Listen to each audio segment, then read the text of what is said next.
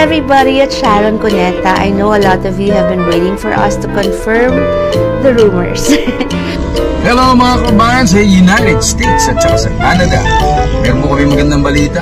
Well, I would like to invite you, everyone in North America, the USA and Canada, to wait for us in October and November 2024. Ang Dear Heart Concert Tour ay matutuloy na po itong October and November 2024. Kasama ko po si Sharon.